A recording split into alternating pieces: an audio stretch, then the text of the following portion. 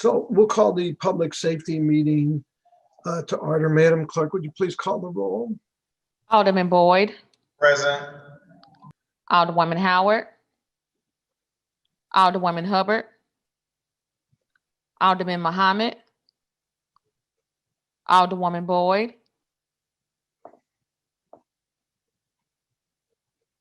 She's there somewhere. Alderwoman Clark Hubbard, Chairman Vaccaro, Present.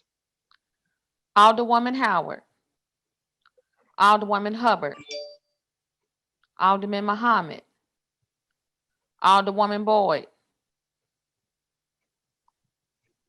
Well, that's interesting. There she is. There's Alderwoman Boyd. Here. thank you, Alderwoman Clark Hubbard.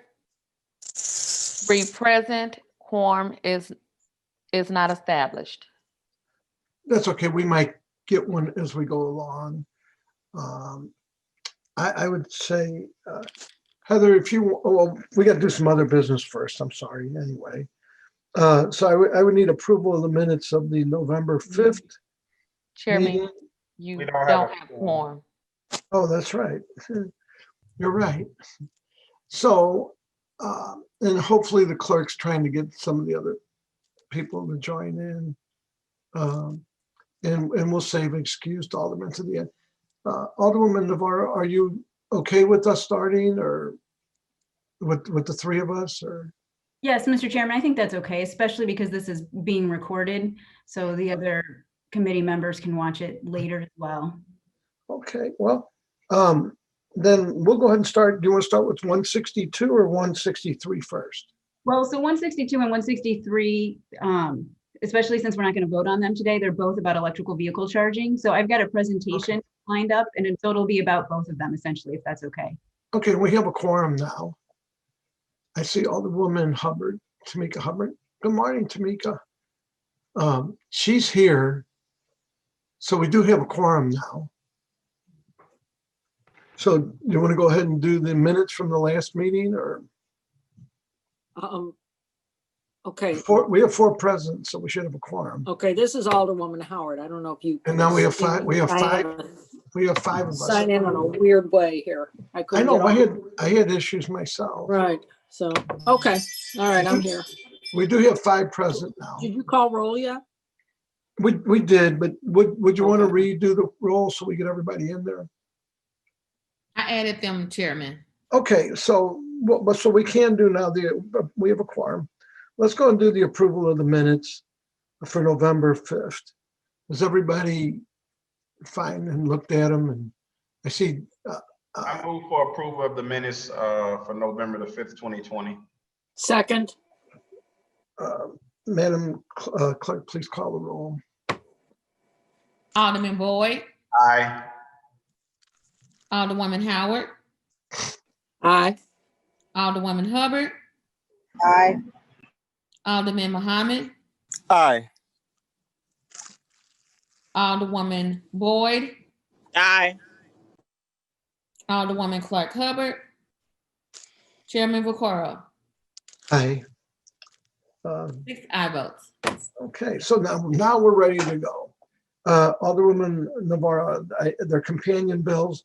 You could start, though. We still got to do them one at a time. But pick one. We will start with 162. We're ready for you. Whatever. I'll just kind of let you do your thing, and I'm just going to sit back and listen. Okay, thank you, Mr. Chairman and members of the committee. I do have a presentation here that I'm going to go ahead and share my screen. And let me know when you can everyone see that? I'm seeing nods. Okay, great. Just let me know if there are any issues. So as the chairman said, I'm not asking for a vote today. Late yesterday afternoon, we found out that there's still some changes that need to be made to this. As members of the committee know, when you're amending the building code, it's particularly dense and complicated. And I know that we've had a lot of members in and out in the building division related to COVID. So not everybody had a chance to look at this. So we just want to make sure that we get that through one more set of vetting.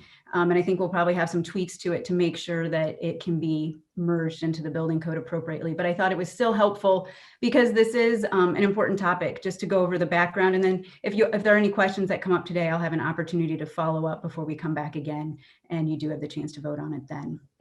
So we are here today to talk about electrical vehicle charging in St. Louis. And I'm trying to get it to advance to the next slide. Let's see. All right, we did a run through earlier and it did work. Is it advancing on anyone else's screen? Oh, there we go. Just a little slow. Okay. So hopefully it won't advance 4 or 5 now all at once.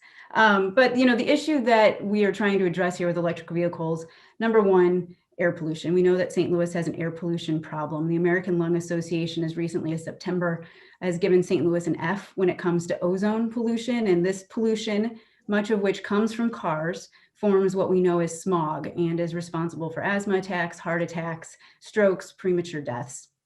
We're also suffering from the effects of climate change. And 17% of the greenhouse gas emissions that cause climate change are associated with emissions from vehicles here in St. Louis. And the negative effects from climate change include extreme heat. And the climate vulnerability assessment for the city of St. Louis shows that our residents suffer from extreme heat and heat-related illnesses more than our neighbors in nearby rural areas. Flooding is another way that St. Louisans suffer from climate change. Increased flooding damages homes, contributes to indoor mold, and extreme flooding also puts people's lives at risk. Our extended summers mean more pests, so think mosquitoes and pollen that triggers allergies. So a whole host of health problems are connected to the pollution from vehicles. And what's more, we know that these effects are disproportionately shared across the city. The Urban League has called the situation with our air pollution a matter of environmental justice. The Equity Indicators report says that according to their report, Black residents are more likely to suffer from health problems that are a product of their environment. And in the Environmental Racism report that came out last year, they shared this map that shows neighborhoods and their proximity to highways, which is one of the greatest sources of air pollution. And you can see that a lot of those neighborhoods are majority African-American neighborhoods. So the role of electric vehicles in this issue. And so one, electric vehicles, and I'm just going to call them EVs for short, currently emit 33% fewer greenhouse gases than gasoline powered vehicles. And this number is only going to continue to go up as Ameren diversifies its energy portfolio. So when we shift from burning coal to using more wind and solar, that means when you plug in your car, it's going to be burning cleaner and cleaner as time goes on. And the tailpipe emissions, which that's what's really important to the people who live along these highways specifically, that's where we see the greatest contribution to air quality. So by 2030, EVs are projected to reach about 10% of registered vehicles in St. Louis and could reach up to 30% if we stay on track with our climate goals. So as more and more people purchase these cars, there will be more and more improvements to our air quality. And EVs are less expensive to operate and maintain, saving St. Louisans about $6,800 in fuel costs alone over the vehicle's lifetime. So the more people who drive these, the more we can reduce smog and our carbon footprint and all of those health issues that go along with them. And this idea of promoting electric vehicle usage is something that was recommended in the Clean Energy Pathways Report, which was a result of President Reed's 100% clean energy resolution. And it's also a key part of the American Cities Climate Challenge toolkit that was designed here in St. Louis at Washington University. And as many of you may know, St. Louis is one of the American Cities Climate Challenge award recipients. So that means we were granted technical support to work on policies to reduce our carbon emissions. And you'll be hearing from our climate advisor, Maurice Mouillet, in a little bit. And out of that effort has come the building energy performance standards and the solar readiness bills that we passed earlier this year. This slide here just shows how the market is responding to electric vehicles. Automakers are constantly coming out with new models and lower price points. And we've been trying to move away from gas guzzling cars for decades, and the response has been slow, but finally automakers are really seeing the future as electric. And so we need to make sure that St. Louis is ready to meet that market demand. And here's a glimpse of sales in Missouri. You'll see the spike in 2018, and that's when Tesla released their Model 3. There are also some manufacturer rebates that were available and taken advantage of that year. The 2019 numbers are just through May, so that's not a full year's worth of numbers, but you can see the increase. See the increase there. One of the biggest barriers for people deciding whether to purchase an electric vehicle is concerns over where they will charge it. So cities looking to serve their residents and attract travelers are increasing their charging infrastructure. And this is a list of the 50 largest cities ranked by charging per capita. And I know the list is kind of hard to read, so I just pulled out some of our sister cities over here, but you'll see that St. Louis is number 50. Kansas City's at number 3. You've got Atlanta, 14, Minneapolis, 28, Chicago, 35, Indianapolis, Milwaukee, Louisville, Memphis, all of them are doing better than St. Louis is doing. And when you think about people who are driving through the Midwest, or they're looking for a day trip or a weekend getaway, and the first thing they're going to do is figure out, if they've got an EV, they want to know where can they charge. And right now, St. Louis is missing out. We're being bypassed by a lot of people who are looking for that charging infrastructure. And this is just another chart showing that demand is increasing, tripling in the St. Louis metro area between 2016 and 2019. And as I said before, if we stay on track with our climate goals, we can expect possibly up to 30% of EV ownership in St. Louis. And we're already making a lot of strides in this area. And Scott Ogilvie can probably talk to some of this later, but we've got electric buses running on Grand and probably other places too. We're increasing the number of EVs and charging stations for the city's fleet. We also have the Silvers program, which provides transportation to low-income seniors using electric cars. And then Ameren also has created an incentive program, and you'll hear more about that a little bit later too. So St. Louis really is, taking a lot of the steps to transition to a more EV-friendly environment. So how does it work? So what does this really look like? And the bills 162 and 163, one refers to EV charging for residential, and then the other one refers to EV charging in multifamily and commercial. And what we talk about in there is EV ready and EV installed. And so EV ready refers to the installation of the conduit in a circuit connected to a panel with capacity to charge. And so that's what you see on the left there. So in a home, we're talking about the equivalent of an outlet for your clothes dryer is essentially what we're talking about. The installation of an outlet that could charge a clothes dryer. In this case, it's charging your car. EV installed is really the next step up from that, and that includes the installation of the equipment to connect a car to the outlet. So this might be what you've seen in parking lots around St. Louis. So it has the actual, pump, if you will, there. And these are the pieces that we're talking about. So, your electric panel, the conduit, the wiring, a socket, and then there's a picture of, what one of the charging equipment would look like. So this isn't rocket science. We're talking about plugging in your car and what do you need in order to have an outlet to be able to do that. So with these bills, 162 and 163 are amending the building code to require EV ready and EV installed parking spaces. And those requirements are dependent on a couple of things. One, so building type. So residential, so single family home up to 3 family would have one requirement of how many EV ready spaces they would need to have. And then looking at multifamily and commercial, another requirement for EV ready and EV installed spaces. And the number required or the percentage required would depend on the size of the parking lot for multifamily and commercial. And knowing that most people charge either at home or when they're at work for extended periods of time, the bill does make exemptions for uses such as daycare centers, restaurants, where you have high turnover, or warehouses where you might have a lot of parking, but people aren't necessarily there for long periods of time.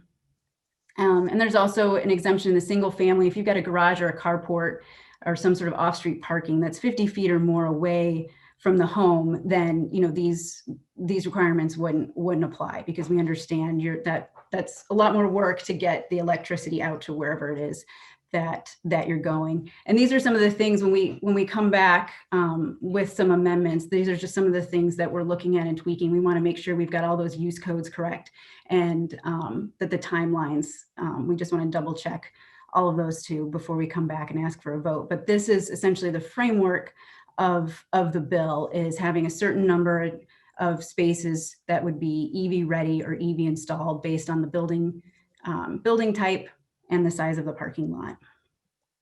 And I know cost is a big question. And cost, really the important thing here to remember is that it's a range. There are a variety of products on the market, and depending if you want to go with the baseline model or you want state of the art, the price can really range by thousands of dollars. So it's hard to put a specific number like this is exactly what it's going to cost for somebody to build a 5-family apartment building, or this is what it's going to cost to put in your parking garage, because it really depends on the kind of equipment that you want to use. And also, the more units you buy, obviously the price goes down for that as well. Also, depending how far away your parking spaces are from the electrical panel, that's going to influence a little bit in terms of, what it takes to get the infrastructure over there. So it's just important to keep in mind that there really is a range for these. This bill would require phase 2 chargers. So these aren't, the fastest that are out there, but they are what make kind of the most sense for home and work charging time-wise and economically. So that's how we arrived at the phase 2. Also, the other thing to remember is that the cost at the time of construction is considerably less than retrofitting after the fact. Which makes a lot of sense. And so that's why this bill is aimed at new construction and phase 3 renovation. So essentially, when you're doing a gut rehab down to the studs, that's when it's easiest and most cost effective to go in and put this wiring in. So specifically looking at, single family, for example, during construction, we're looking at, the costs that we've gotten back are, under $400, to put in the basic infrastructure here. If you have to go in and do it after the fact, so this is a retrofit cost, then you're looking at up to $1,200. So it is quite a savings to do it at construction. And then these are the estimates we have on the commercial side. So wall-mounted chargers can really vary depending on how much you want to spend. So, we've got some estimates here. $750, I've heard up to, several $1,000s if you want the state-of-the-art equipment. So these requirements, again, would only kick in after a certain number of spaces are there. So for a multifamily with, 5 to 20 spaces, you'd be looking at 1 EV ready space. So that's not with any equipment. EV installed, which is with the equipment. We're looking at requiring that once you've got, a larger space, 20 to 50 spaces. And for larger commercial lots, it'll be based on a small percentage that would be required to be EV ready or EV installed. And we'll have the specifics on all of those, when we come back with the amended bills. And like I said, there is an Ameren rebate. I'll let Patrick Brown talk a little bit more about that. But I do just want to share with you some of the supporters so far that have been involved here.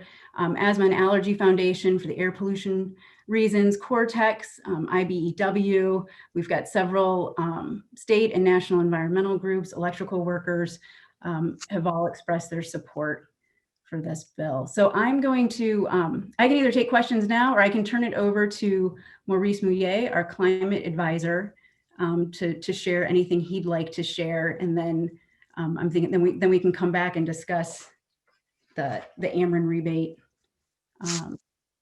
a little bit later, if that's okay. I'll stop sharing. Sure. Okay. I guess rather than go in order, does any of the committee members have a question? If we do, we'll do it. If not, we can wait. Any committee members have a question? I have questions, but I'll just wait till the full presentation is presented. Thank you. Okay, so Alderwoman Navarro, you can just go ahead and keep going. And if any of the committee members do have something, jump in. Otherwise, we'll go down the order. So Alderwoman Navarro, you're back on. Okay, great. Well, I will ask Maurice Mouillet, our climate advisor, to share any additional information he would like to. Right. Thank you, Alderwoman Navarro, and thank you, Committee Head Alderman Vaccaro, for having me here today. So as Alderwoman Navarro said, I'm the climate advisor for the city of St. Louis. I'm here through the American Cities Climate Challenge. I've worked closely with Scott, Commissioner Frank, and also my colleague, Kelly Blinn, who's also on the line. But I just want to go over a couple aspects to further talk about what Alderwoman Navarro was talked about in her presentation. And I'll basically kind of go over more of the technical aspect. So, this is a suite of products that I think, really began from when in 2018, the city adopted the International Energy Conservation Code, right? That was ahead of the curve. Not many cities lead in adopting the current year code. And since then, we've had the Building Energy Performance Standard. We've also had Solar Ready. And now we're here to you presenting EV Ready. A couple of things regarding the marketplace and what this means, what we're doing in the city, and I'll explain a program, the Silvers program. So, for example, the Ford plant in Kansas City, Missouri, that produces F-150s and also the Ford Transit van, they announced this week that they're going to produce the electric Ford Transit in Missouri at that plant. So we're going to even have electric vehicles produced in the state of Missouri that we can use in city departments like Commissioner Frank Oswald's department, Commissioner Amos's department, streets, and many other departments. And that's going to be produced here in Missouri and available for sale in 2021. So I just wanted to put that out there. Also, too, we've worked with the IBEW developers and contractors and others with regard to costs. And in the city of St. Louis, at Local 1, IBEW Local 1, they have developed an electric vehicle training program. So training electricians on how to install this equipment, that training was developed here in the city of St. Louis. So that's also important to know that we lead in other ways, and Alderwoman Navarro is trying to get us to lead in some additional ways, right? In what city government can do. We're also electrifying the municipal fleet. So we're working with Commissioner Ernst, Commissioner Amos to electrify vehicles in the fleet and do it in a cost-effective manner with some funding from the VW trust funds that are administered by the state of Missouri.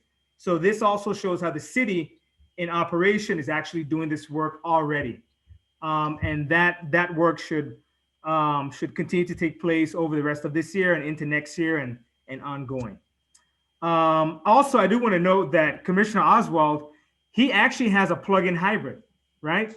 And he bought one a couple months back, and there's no place for him to charge it right now. So it would be nice, in the future, he can have a place to charge those vehicles and future vehicles that the city plans to purchase.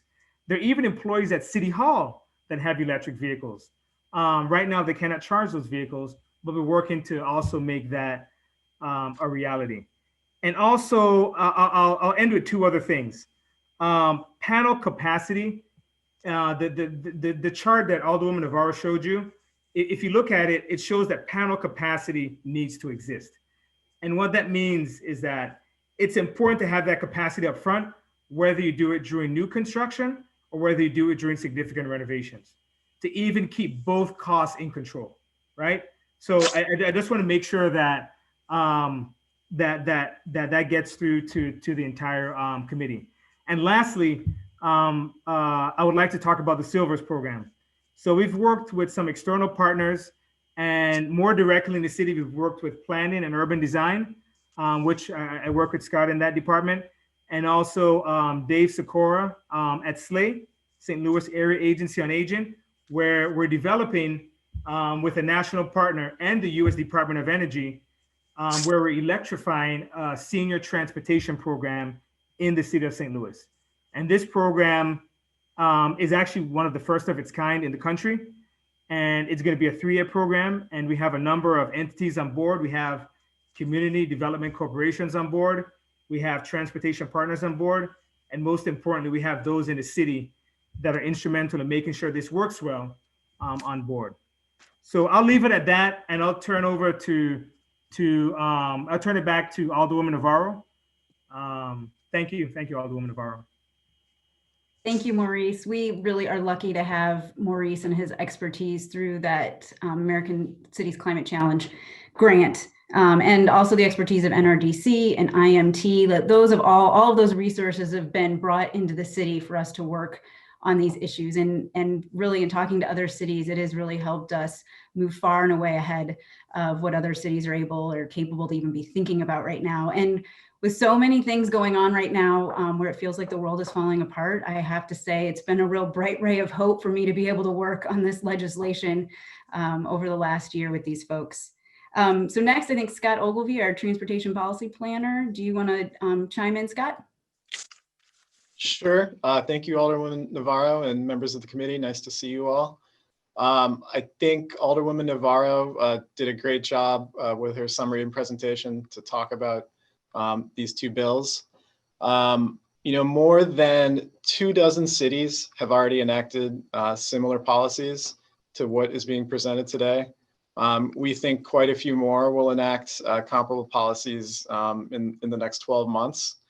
And in St. Louis, in particular, I think the timing is really right to do this now because of a few factors.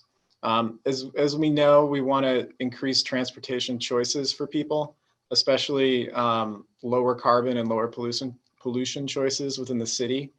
And there's some big news that's happened recently. Ameren has made a commitment to really change the way they're producing electricity within the region. They're going to much lower carbon sources for producing that electricity over the coming decade. So their mix is going to get a lot cleaner and a lot greener, which means when you're charging a vehicle, it's going to be producing a lot less pollution than a gas-powered vehicle is today.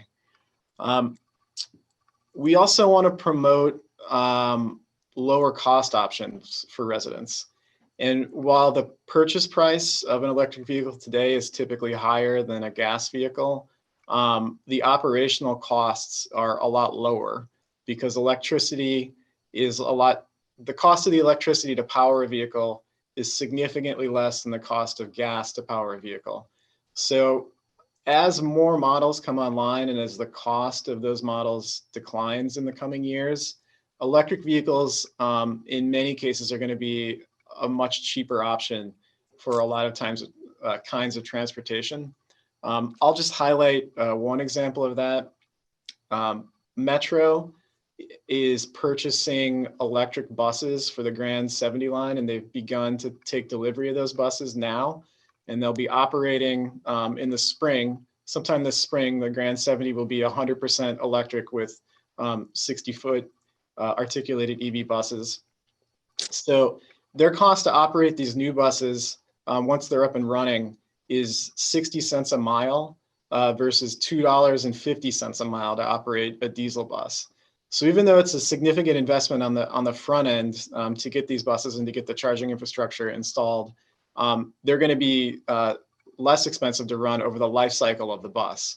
And I think we're going to see sort of similar metrics with personal electric vehicles in this decade. So the purpose of having an electric vehicle charging policy is because one of the main factors in people not buying electric vehicles is not having access to consistent charging. So if we have a policy that over time will increase the level of charging to meet demand across the city, it'll be much easier for residents to make the decision to buy an electric vehicle. It'll be more convenient for them. We'll have a lower carbon and lower pollution transportation system.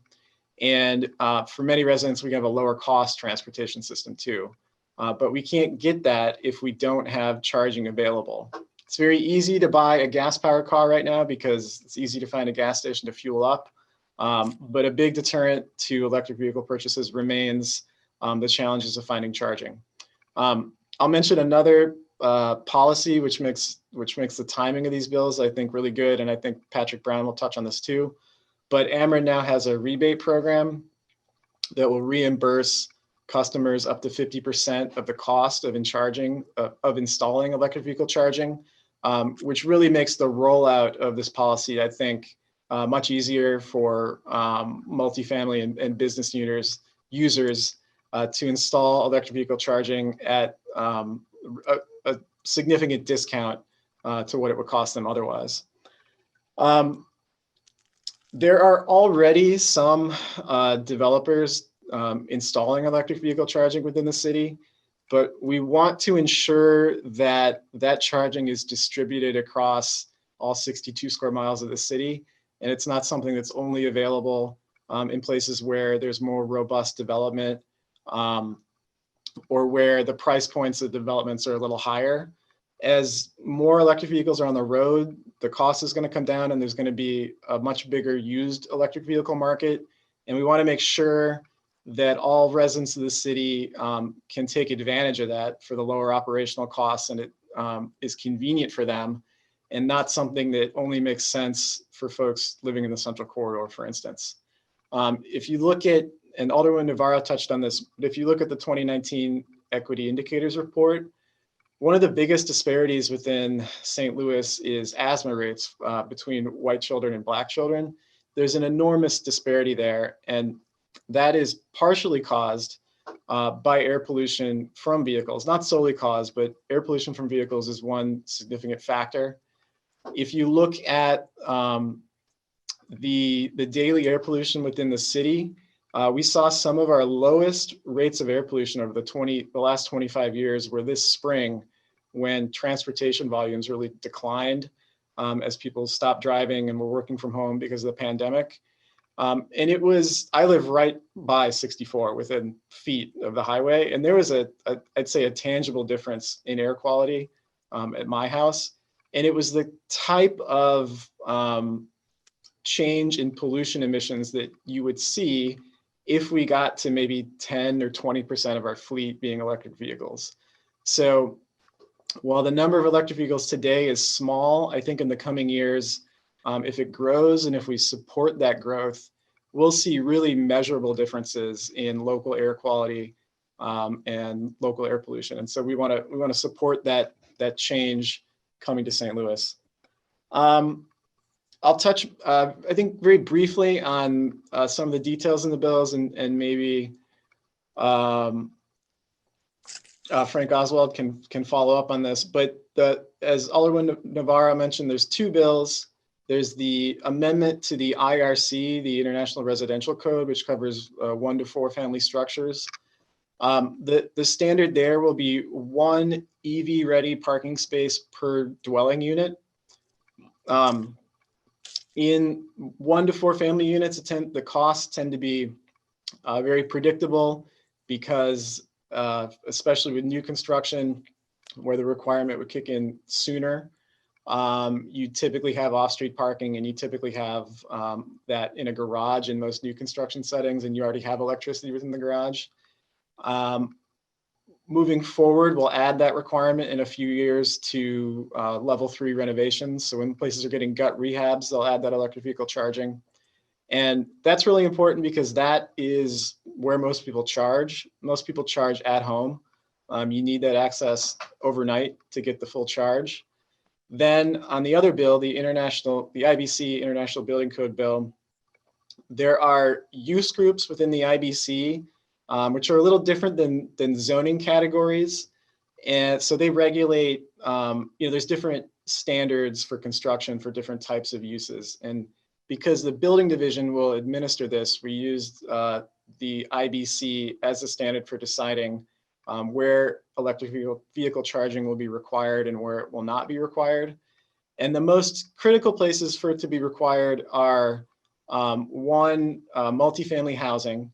This is especially important because if you're renting an apartment in a larger building, if that charging isn't there, you're not going to have access to it because you don't have the ability to go on your own, add that charging to the building. So that's where the highest requirement is, because we'll see the highest usage there. And then there's also a requirement for a variety of commercial use types, but not all commercial use types. So it tends to be places where that are open to the public, that have larger parking lots, and where people will be for a more extended period of time, so they might use the charging. There are also exclusions for certain business types that are very cost sensitive, or places where customers just aren't there as long, so it's less likely they'll use the charging. So as Alderman Navarro mentioned, things like daycare centers, some types of housing, rehabilitation centers, restaurants, storage facilities, some manufacturing facilities are excluded just because the fit is not as good for people using the charging. And we want to also just we've really tried to size this bill to provide the right amount of charging without undue costs on property owners and developers, because we know we're, a cost sensitive market. So we want to get it right and not just pick a number out of thin air that will sort of oversupply the market. We want to meet what we realistically think the demand is going to be over the next decade. So that's my summary. Thanks for the chance to speak on this. I really appreciated the chance to work on this with Maurice, the building division, and NRDC. They've really provided a lot of assistance to get us here. So thanks everyone, and back to you, Alderwoman Navarro. Thank you, Scott, and thank you for all of your hard work on this. I don't know if Frank, if you wanted to add anything to that or be available for questions, but I just want to give you a chance as well from the building division if you'd like to add anything. I'm sorry. Mute. Oh, no, okay, I'm there now. So I would say, again, if I would ask the vice chairman, if you can kind of take over for a second. I got something else that came in that I have to do for a quick second. I'm going to listen, but if you could take over for a minute, I'd appreciate it. Gotcha. Okay, Frank Oswald, we're to you. Back to you. Okay. Thanks, everybody. The only thing I really wanted to say today was that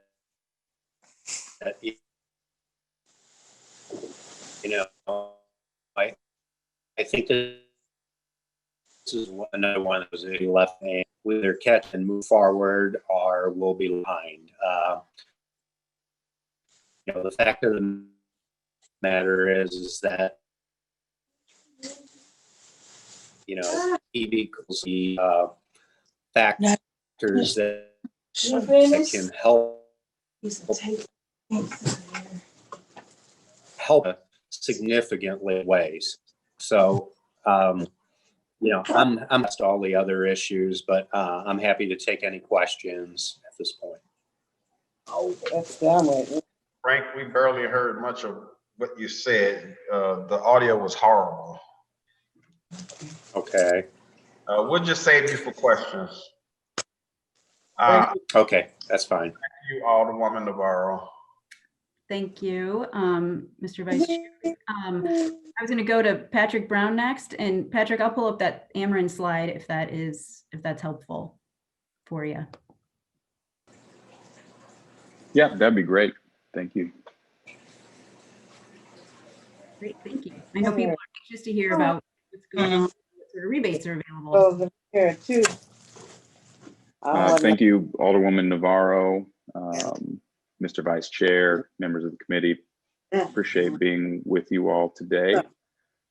Talk a little bit about Ameren, Missouri's current involvement and support of programs. For a second, Alderwoman Boyd, can you mute your? Hold on, just hold on. All right, go ahead, Patrick. Thank you. Ameren, Missouri's current supportive programming around electric vehicles.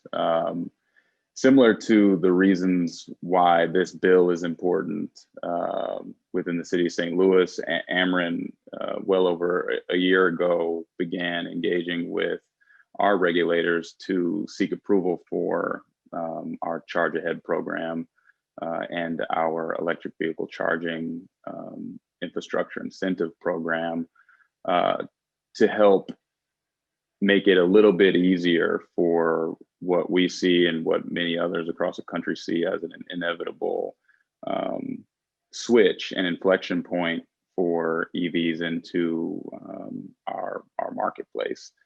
And it's been mentioned in the past, the growth of EVs is expected to exponentially increase over the next 10 years. And as that occurs, it's important that the appropriate infrastructure to support that is in place. And particularly that it's in place for individuals that don't necessarily have all of the resources to put it in place retrospectively. And so places like workplaces, office buildings, public spaces, and multifamily residential buildings are great opportunities for us to impact a large number of potential adopters, EV adopters. And so Ameren has been approved for a couple of different programs, 2 different programs. One is our Charge Ahead program, where over the course of 2011 and through the rest of this year, we're seeking to install 11 various charge ports across the state along highway corridors, because it's, residents of the city may stick to home and work, particularly now, perhaps if you're even driving to work. But another challenge for EVs is the perceived capacity to drive longer distances. And so it's important that that infrastructure exists in the same ways that you see, gas stations along the highways. So we've worked with partners toward that end to install a number of charging stations, fast charging stations across the state. Continue to support work like that. The second thing we've been approved to do is support a more localized installation of this type of infrastructure, and in 2 different spaces: one, multifamily residential, and then commercial or in public spaces. So not necessarily a commercial entity, but in some respect available for public use or for the use of employees. And it's a rather generous incentive. It's up to 50% of the project. And as has been mentioned this afternoon, if you're able to do this work on the front end, it's significantly cheaper than trying to retrofit existing parking facilities.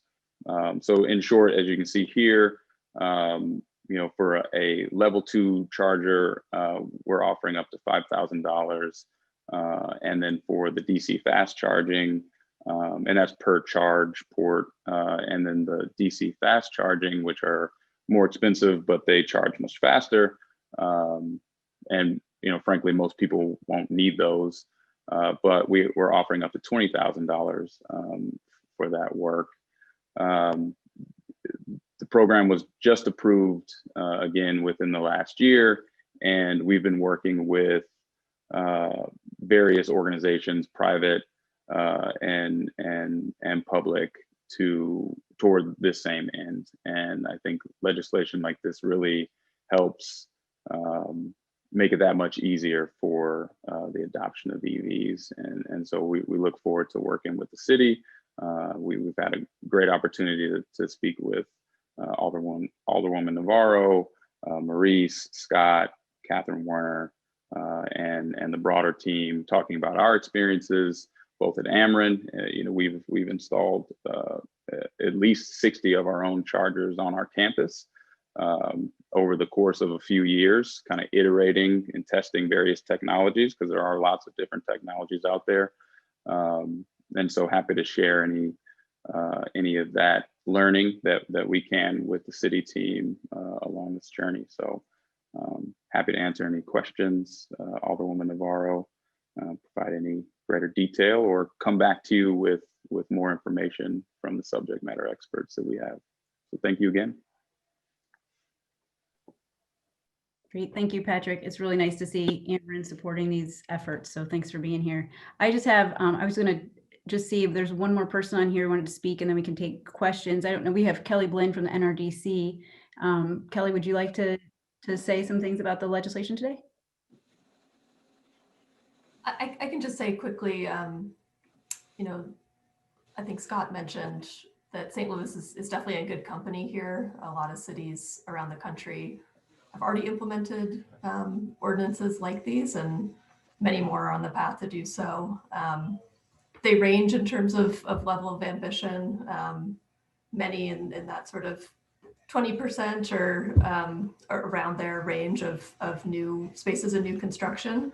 And it really is one of the major levers that we see as being available to cities to help prepare for a future of electrified transportation and ensure that the benefits are broadly shared, and to do it in a cost-effective way for the city and for everyone. This is a way to really best leverage private investment at a time when it's most cost-effective to put this infrastructure in. So really excited to see the city taking this up, and happy to help answer questions as they come up. Great, thank you, Kelly. So Chairman Vaccaro, those are all of the speakers that I have lined up today, and I think all of us are available to answer any questions from the committee. Okay. Mr. Vice Chair, if you want, I can take over, or if you want to keep going, that's fine too. Your committee, take over, sir. Okay. So I got one email, and I got a couple fast questions. Let me get my list over here though.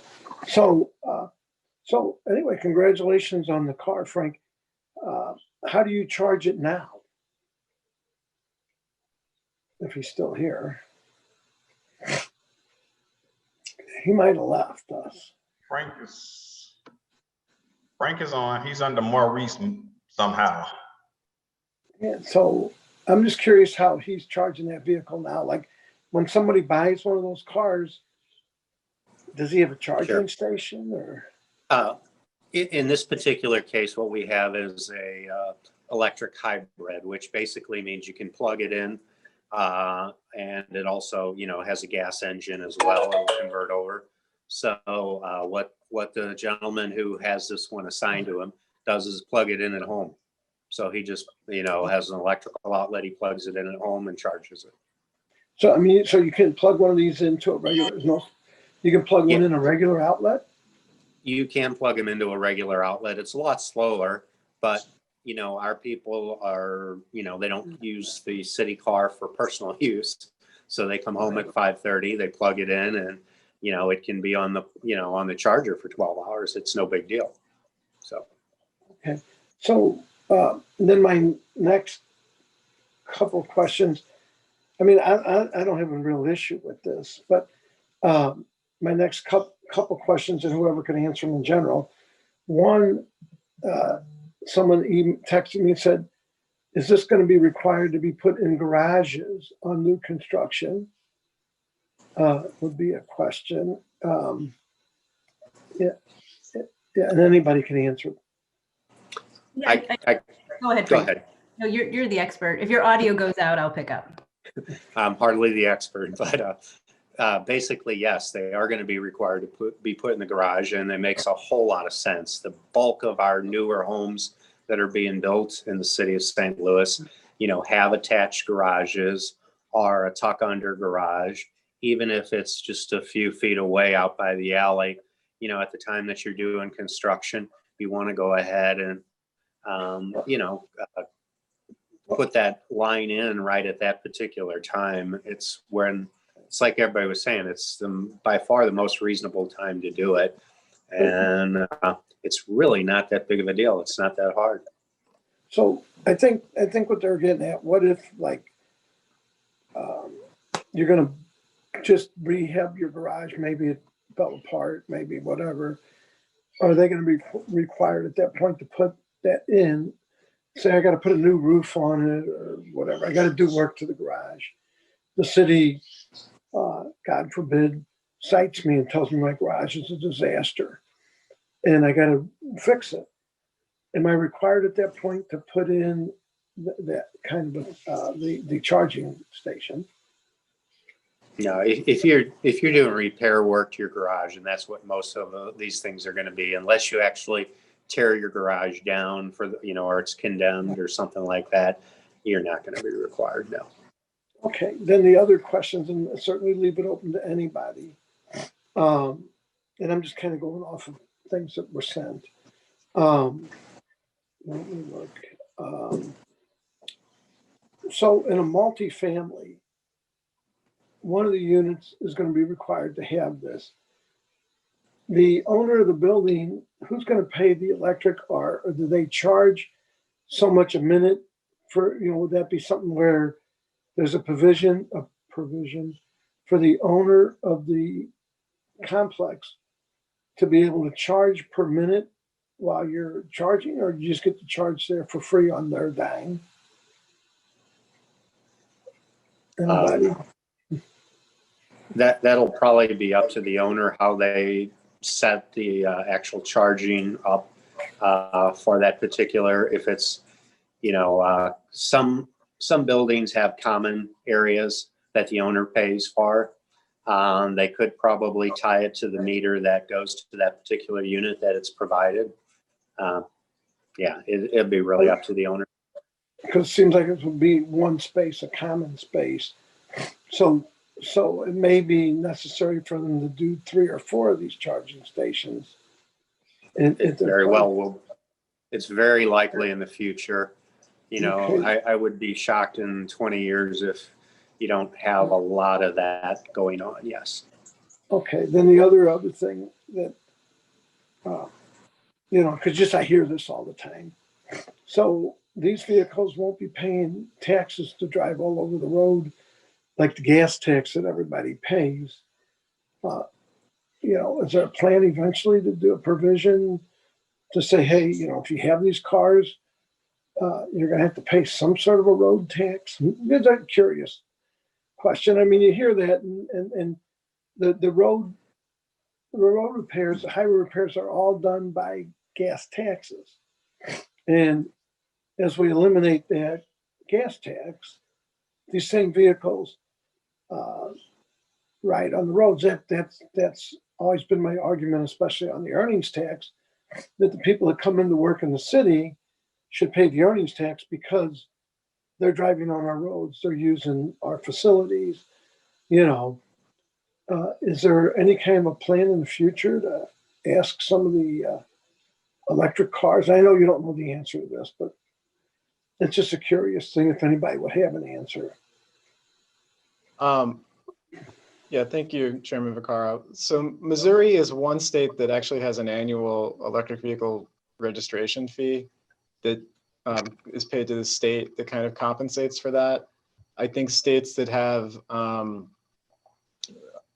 where a greater percentage of the vehicles on the road are electric vehicles, where it's growing more rapidly, states are considering those types of annual fees to make sure that they are generating some revenue for road construction and upkeep. So I think when we get to that point in Missouri where you start to see a gas tax decline because more vehicles are electric vehicles, that'll become, that's certainly one option that they'll have to compensate for that lost revenue.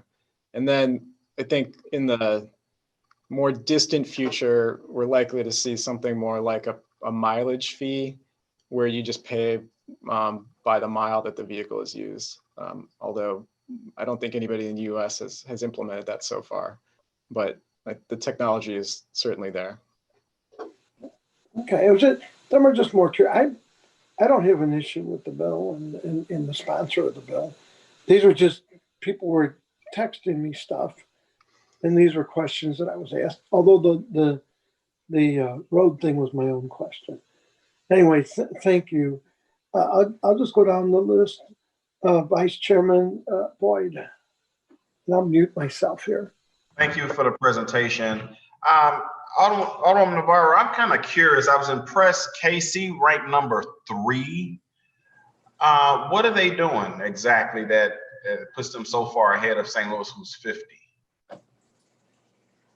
Well, I'll do my best to answer this. I don't know, other people might know more of the specifics, but I know that they have invested heavily in EV chargers. And I don't know, is there somebody else on the call who knows more of the history of where that came from? They've also just been really pretty far ahead in terms of transitioning to renewables in general, the utilities on that side of the state. So I know that was a big initiative. I'm just looking to see if there's anybody else on the call that knows the specifics about KC's efforts. Yeah, Maurice. I know KCP&L made a large investment outside of rate recovery to do this work.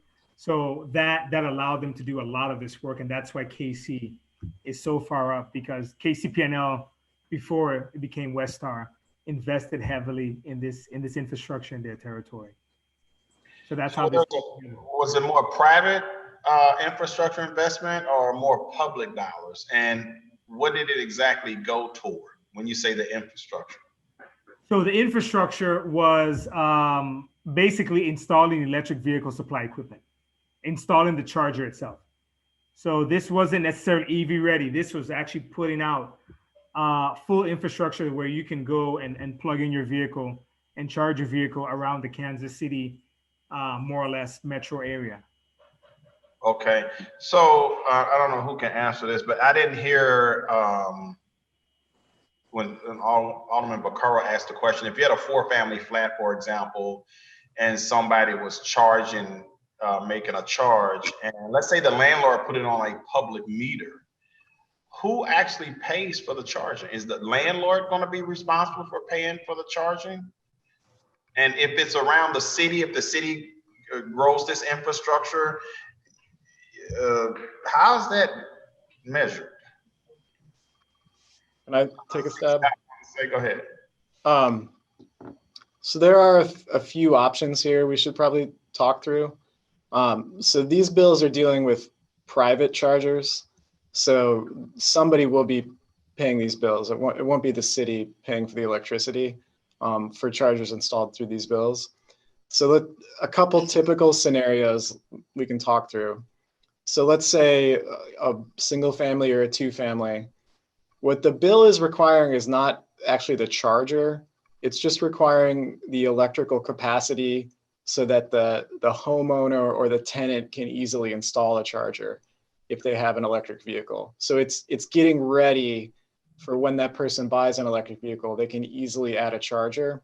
Mm-hmm. And in those scenarios, it's highly likely that is just run through the meter for that house or that 2-family. And so they'll just be paying a little extra on their monthly electric bill. That's a pretty common scenario. Okay, so you wouldn't be just installing one piece of conduit that everybody share. If you had a 4-family, it'd be 4 separate pieces of conduit, and you would just basically connect it to that meter for that particular unit. Exactly. Now, in scenarios, let's say a 100-unit building, which we're seeing, quite a few constructed. The requirement in this bill, when it kicks in, is that 5% of those spaces have to be EV ready, and 2% of those spaces have to have an electric vehicle charger installed. So you've got, let's say, 100-space parking garage. 2 of those spaces have chargers. There are basically 2 options for that landlord. They can just run those through their regular, it's coming off their electric, so they can just pay for the charging essentially. Or they can install a smart charger or a network charger where the driver of the vehicle has an account and unlocks the account, and they're paying for the charging. And depending on, we've talked to some businesses that have already installed these and their employees use them. So for instance, BJC has already installed some electric chargers. Right now, they're just giving the electricity away to the employees because there's not that many chargers and they're a huge, user, obviously. I think in the future, when more and more people are driving EVs, the network chargers will become more common because even BJC won't want to be paying to charge, 500 employees' vehicles, right? So they'll install network chargers, and each employee will unlock it with their account, and then, pay the cost to charge that vehicle for that day. Does that kind of get to what your question was? Thank you. I'm trying to visualize in my mind if you had a house that didn't have a garage, or let's say a multifamily, and maybe you can park, it has off street parking in the rear. You're charging overnight. I guess you just hope nobody screws with you and unplug it. And how do you secure that charge? Somebody could unplug it, I guess. That's fair. I don't know if that happens much, but Kids are, come on now. I'm just thinking, through scenarios. yeah, if it's outside, and many chargers are outside and not, particularly secured, yes, somebody, I guess, could come along and unplug it. And what would be the public risk? So let's say it's a 4-family and they're in the back and they're charging it and someone messes with it and electrocutes themselves some kind of way. I mean, what are the public safety risks involved with that? Yeah, I mean, these chargers, there's standards within the electrical code, and they're grounded, and I think they're as safe as any other modern electric supply. Mhm. And in fact, some of them are off. Let me think through this, and maybe Maurice or Kelly could answer. A lot of them are not actually energized at the plug until it goes into the vehicle, and the vehicle can communicate with the charger to tell it to turn on. So that's a good question. Maybe somebody can add a little detail to that to flesh that answer out.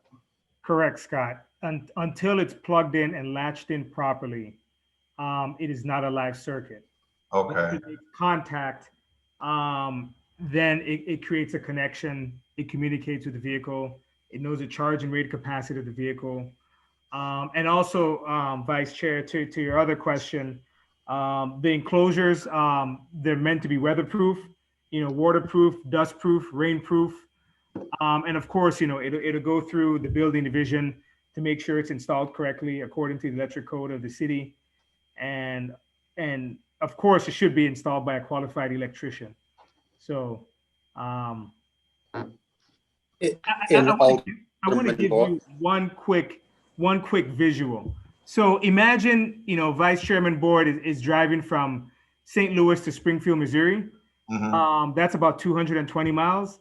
To charge that vehicle, in reference to Scott's earlier discussion about the electric bus, if you're driving a sedan, for example, it'll take you about not more than $5 of car with regard to the cost of charging to make that trip to Springfield, Missouri. And of course, in an internal combustion engine, you're going to spend more than $5 in gas to get to Springfield. So it kind of gives you a sense as to the cost when it comes to, if you have like a 4-family flat, how much it would cost the owner if 4 people are charging at the same time, for example, if the owner decides to do so. So I think that gives you a visual sense for that. Great, because that was my next question. So you were right on time with that. Okay, good. You're welcome. So let me make sure I'm clear though. So I'm just thinking about kids that's been mischievous. So it's plugged into the car, kid comes by, unplugs it. There's no way that they can create an electric charge with themselves. Okay. No. All right. Cool. No further questions. Thank you. That is a good question. Safety, electrical safety is a very important thing because you cannot see it. So that's a very good question. So. All right. Appreciate it. You're welcome.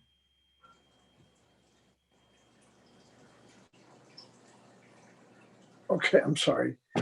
Let me just go down the list. Alderwoman Carol Howard.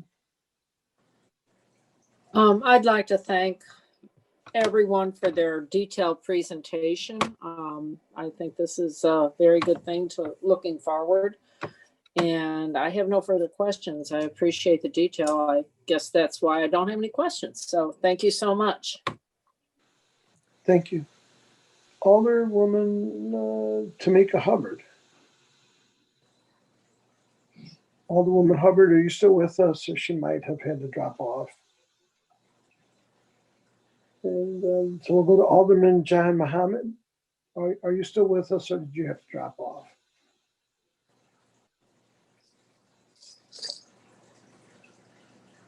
I think he may have, a couple of them may have had other meetings and stuff. Alderwoman Pam Boyd.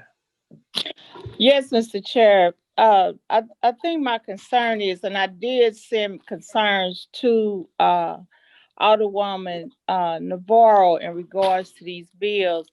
And so these bills seem just like when people tell people to go to be healthy. It's costing you more money to accomplish that goal. And in our communities, we don't have those kind of dollars. And so what I'm seeing is, and what I expressed was a extra cost added to the developer, which is going to add to the consumer. And then I'm concerned because I keep hearing that this has been discussed for over a year, and I guess maybe I'm out the loop because I knew nothing about it until the bill came forward. That's good that Ameren feels that they're doing something, but again, nobody knew about it, and it's been topic of discussion for a year. So when I hear people say racial equity, I just think that's the new word that people are using, and it's not really applying to my community, because I'm just concerned on how many pilots have you tried in North St. Louis with these plugs. And so, that's my concern. The cost, what it's going to cost the community of people that's going to buy. We struggle enough to bring developers into our community. And now we're talking about adding other costs to those projects that's going to transfer those costs to the consumers. And then with our communities having the highest asthma numbers. So where have we did a testing or pilot in North St. Louis to see how that helps us in any way? So that's my concern in regards to this bill. And I did see from the HBA their concerns, and it was pretty much my concerns.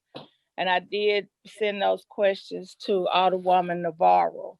So I think it would be very cordial if we were privy to these conversations prior to this bill coming to us.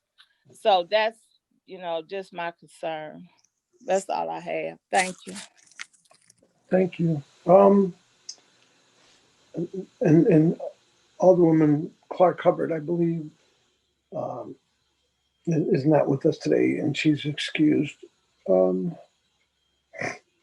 I would just say if anyone else has any questions, jump in, or comments, even on the other side, if you want to jump in. Otherwise, we'll probably move on and close the meeting, I guess. Mr. Chairman, just so that I'm clear, because we didn't really put a board. Oh, you know what? And I apologize. We still got the second board bill to deal with. Oh, okay. So we were just doing a 160. That was 162. I apologize. All right. I think they're companion bills, but. Okay. So that's my. If I could, the presentation included both what was in 162 and 163. So one of them has to do with the residential code, so which is single family up to 4 family. And then the other one has to do with 5 family and greater and commercial. So when we come back, I think we can walk through what the specifics of each of those, but I don't believe any of the speakers or I have anything else to add at this point. We've summed up what's included in both bills at this point. Okay. Vice Chairman? I'm good. You're good. Okay, then at that point, I guess I would just entertain a motion to adjourn. And Heather, or Alderwoman Navarro, I'm sorry. Thank you for the presentation. And certainly it seems doable. The only negative one I got was from the Home Builders Association, which I would share whenever we get ready to vote on this. But it seems like a reasonable bill. So anyway, so I would look for a motion to adjourn, actually, if someone wants to. I make a motion to adjourn. I'm sorry. Alderwoman Navarro, what did you had something? Well, Mr. Chairman, I just wanted to address one of the things that Alderwoman Boyd brought up in terms of the conversations going on for the past year. Would it be okay if I just address that quickly? Sure. What I was referring to is that we've had this American Cities Climate Challenge grant now for some time, and there's been a team of folks looking at policy, various policies that we could implement to help St. Louis in terms of the health issues with climate change, the greenhouse gas reduction emissions that we need to do as part of our response to climate change. And so that's what's been going on. So there's been a Clean Energy Advisory Board that's been convened, and they came up with the Clean Energy Pathways Report, which I referenced earlier. So there have been a variety of conversations going on. Now, it's not that this specific bill has been discussed for a year behind closed doors or anything like that. And I referenced Washington University put out their energy policy toolkit. And so that was suggested in there as well. So I just wanted her to know that that's what I was referencing in terms of, people have been working on this and looking at it for quite some time. And it's been as part of this larger effort in St. Louis. Thank you. Thank you. I guess with that, then I will accept the motion to adjourn. And I second. Okay, so Alderwoman Howard made the motion, seconded by Vice Chairman Boyd. All in favor? Aye. I think we're all there. Okay, well, we will adjourn until next week. I think we'll have some, next week, because of Thanksgiving, we will not be having any meeting. So it'll be the week after next when we come back to hear these, if Alderwoman Navarro is ready, and there's some other ones that'll be on the list that are first read this week. So no meetings next week, but the week after. So Thank you, we're all, See you. okay, God bless. Thank you. Take care. Thanks.